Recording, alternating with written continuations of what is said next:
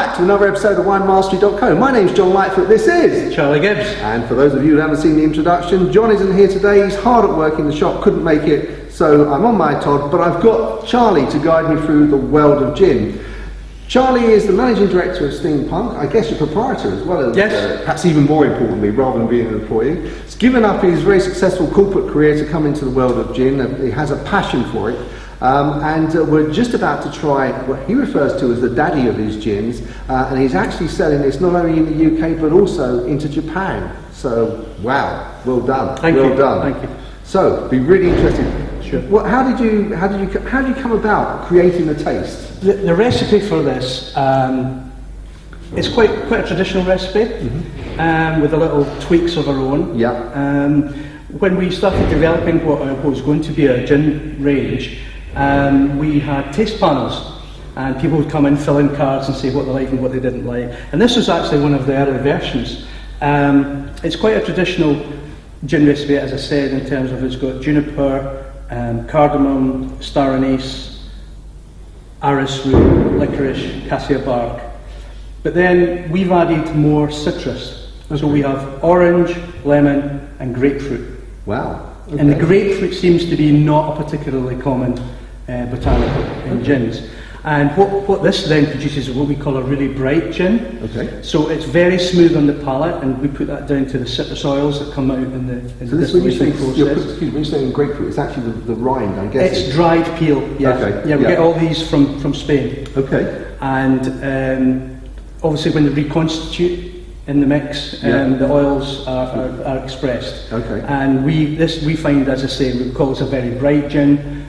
It's at that end of the spectrum as opposed to other well-known gins which might have a more spicy, sort of warmer flavour. Okay. This is to the other end of the spectrum. Okay, good, great, super. So most people when they're tasting, I mean, I guess the other thing is that John and I did an episode a while back where we sort of had the same gin and we used different tonics, and it was amazing the change. I mean, when you drink gin personally, do you drink it neat? Do you drink it with tonic or?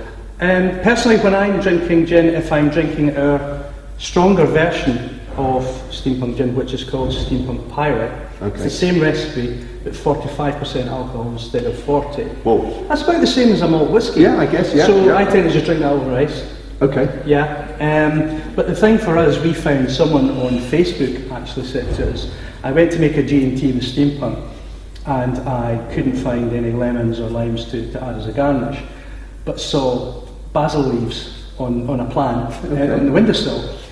Took a couple of basil leaves, smashed them in the hands, put them in. So I said to my wife, we really need to try this. So we went through to the kitchen and pulled a couple of leaves off. And it was that Peter Kay garlic bread moment. You know, it's like, this is a taste sensation. Why didn't we think of this? Yeah. And to the point that in a couple of months' time, we're actually bringing out our own tonic water, a premium British tonic that's flavoured with basil, and it goes so well with all these brighter gins, the new wave of gins, if you like. Yeah. So yeah, we're really excited about that. Wow, fantastic. I mean, with wine, and for those of you that sort of watching the wine videos, when you come to gin, I mean, there's no nose to be had, is there? I mean, in terms of appreciating gin, it is very much in the mouth rather than. One good way of doing it is to just dip your finger in it first. Okay. And let the alcohol evaporate a little. Yeah. And try tasting it that way. Oh yeah. Yeah. And particularly if you cover all your taste sensors. Yeah. It doesn't seem fiery. It doesn't seem strong. At all. It just tastes. Yeah. I think a lot of people put off drinking gin neat because it's not a traditional way to do it. But I would say try it. Yeah. But going back to what you said about adding tonics, there's at least a dozen different flavours of tonics, and then there's the botanically brewed, and then there's the more traditional methods, and they will all impart a different flavour. And then when you add garnish, depending on how long you leave the garnish in, that will add to the flavour. So we always say to people, experiment. We've had quite a few people say to us, I don't like tonic, and I would say, well, go drink it with tonic. Try it with ginger ale, try it with ginger beer, try it with lemonade. Yeah. We have a cocktail that we've called Fog on the Thyme, and that's like some crushed thyme in the glass, some Steampunk gin, and then a good quality cloudy lemonade. Okay. That's the fog and the thyme. Okay, yeah. And it's sweet, and the lemon goes really well with the thyme, because lemon and thyme are good bedfellows. And then with these added layers of the botanicals in the gin, it's a beautiful, refreshing summery drink. Wow. Yeah. So, but that means in terms of when you're trying to create your gin, I mean, because you obviously can't create a gin for everyone, can you? Because everyone's going to want a different. And as John says about wines, you know, it's a good job people have different tastes. Otherwise, they'd only have one bottle of wine in the store. But I guess when you're trying to say, obviously from a commercial perspective, you don't want too narrow a population to enjoy your gin. You want people to buy it, of course, so you can live. And it's how do you determine what particular taste to put in? That's where your tasting panels come in, I guess. Yeah, well, I think that citrus is not a particularly controversial flavour, if you like. So, I mean, I can smell definitely. Probably to my taste buds, like indeterminate. It's citrus. Is it orange? Is it lemon? Is it grapefruit? I'm not really sure. Yeah. But you can tell it's there. I suspect it's the grapefruit actually. That isn't a controversial taste where it's going to be very divisive. Mm-hmm. There are some gins out there, obviously which I won't name, but I've got a very celery taste. Yeah. And that's not for everyone, certainly not for me. No. And some of the spicier gins, well, I like curry, but I don't like my gin to taste like curry. No. But that's my preference, and there'll be people who will like it, and I'll say, good luck to you, enjoy it. Yeah, absolutely. But I think that could more alienate some people, whereas our gin is very versatile because it goes really well in cocktails as well. And we've used that philosophy in terms of our flavoured gins. It's by using the Steampunk gin as the base for the flavoured gins as well. Okay. So tasting this one, when you taste it, because as everyone out there knows, I'm pretty poor at picking up, and I normally John would decide on me to pick up the flavour, so I'm relying on you this time, Charlie. So when I taste this, what do you think I should be? What do you think I should be trying to recognise on my palate? What flavours do you think come up? Well, I think the citrus is predominant in this gin. Yeah. Right. Okay. It's good to go. Cheers.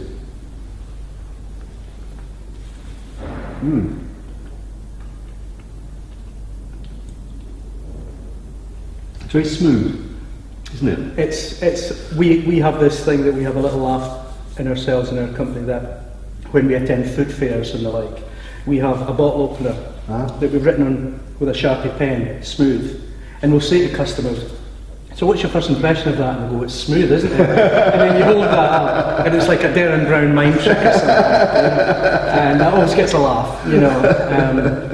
But it's not a harsh gin at all. No, and it's not. got a long finish. I'm feeling that now. Now I am, yeah. Yeah.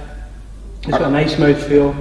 He caught me on the hop actually, because I drank it first of all, I was expecting, sort of getting ready for the kick, and I thought, oh, it's not there. And we got the taste, and then all of a sudden, just when I relaxed, the kick. Yeah. And it's here, and I think that's what belies the citrus, if you like, or gives away the citrus. Yeah. It's nice. Yeah. Very, very nice. Very nice. And you mentioned that the strongest was 45%. What is this? That's 40%. That's 40%. Okay, so yeah. So absolutely. It's say for such a strong alcohol content, it doesn't, you know, it's and we're drinking it neat rather than mixed. That's very, very, as you say, in my uneducated palate, it's a very smooth. And if we were to take the Fever Tree brand, for instance, yes. If you drink that with their Mediterranean tonic, it will taste different from their traditional Indian tonic, and different again with their elderflower tonic and their aromatic tonic. Yeah. So, unlike whiskey, say, where you have one taste in the bottle, you've got several tastes in the bottle with gin. Yes, you have. Absolutely. Wow, that delicious, guys. Delicious. You want to try it? I mean, is this available all throughout the UK? I mean, you said it's Japan. Is it available in any other country? Yeah, Guernsey. Guernsey took some from us. Well done, Guernsey. Well done, Guernsey.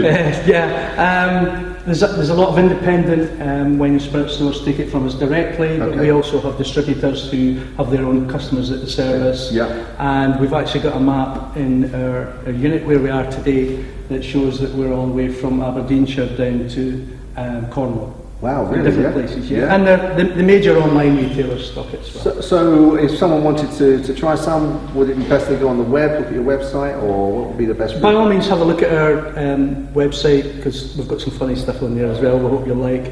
But if you generally buy mail order, I would say go to masterofmalt.com or Speciality Drinks, they can certainly sort you out. Failing that, ask in your local wine and spirits store, and I'm sure they will be able to source it for you. Fantastic, great stuff.